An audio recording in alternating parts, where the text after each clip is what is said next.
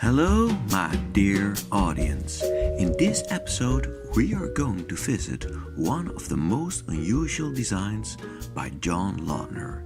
It's a circular house that is easily recognizable from a high altitude.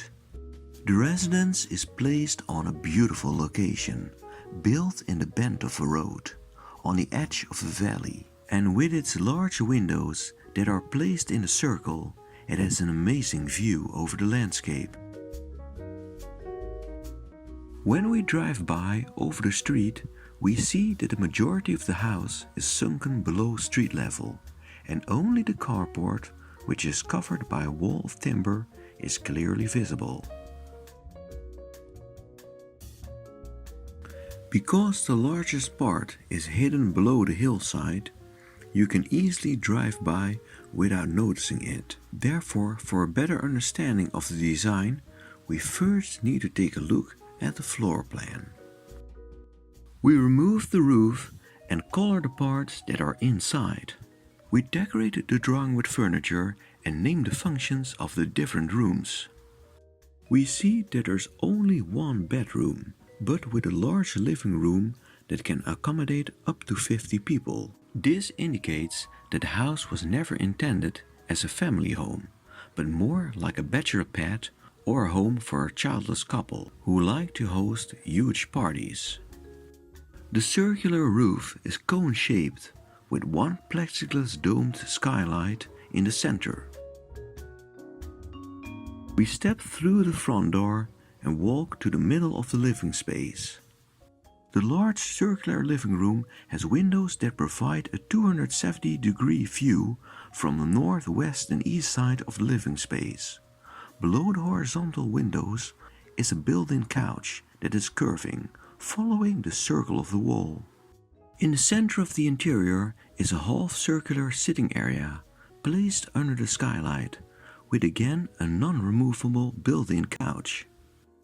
A curving stair leads to the lower floor level, and here is a strange surprise: a swimming pool, making this one of the very few houses by Lautner with an indoor pool. Due to the changing ground level of the hillside, one part of the floor is placed higher on the hill than the other part, forming an internal balcony like a mezzanine. Next to the pool is place for a gym. The house was constructed by placing concrete columns in the hillside.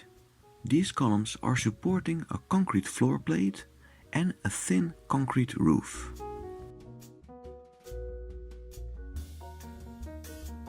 Interesting is that the column in the middle is placed in the swimming pool, and this column ends at the ceiling of the first floor level, while the 6 other columns continue and support the roof. If the 7th column had continued on the second floor, it would have ended in the middle of the skylight. The concrete ceilings were decorated with a palm front texture, and the internal walls were made of wood placed in a unique zigzag pattern.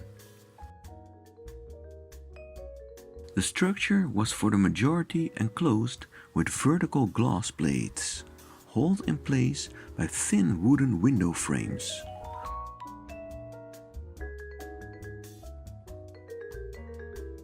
Only from the street the structure was enclosed by wooden walls. From the lower garden we take a look at how this structure is placed on a steep climbing hillside, and we see that it makes maximum use of the available building space. The Zimmerman residence is perhaps the strangest design by John Lautner. The large pool and living room, compared to the modest size of the home, is pretty unusual. It might not be the most beautiful design by Lautner, but it proves to me that even less brilliant design by him is still full of original and beautiful features.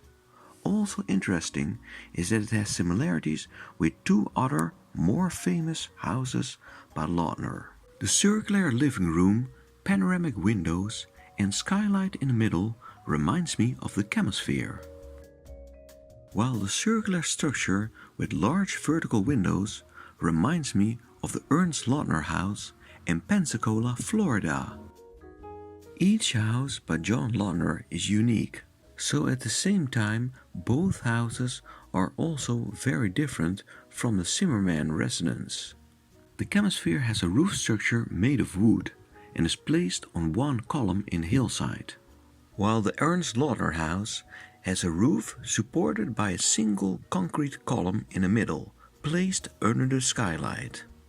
I hope I did not disappoint anyone with a very short video this time, but unfortunately the house is in a dilapidated condition and there were hardly any recent photos available. Nevertheless, I thought it was necessary to make this video because it demonstrates the enormous versatility of John Lautner's body of work.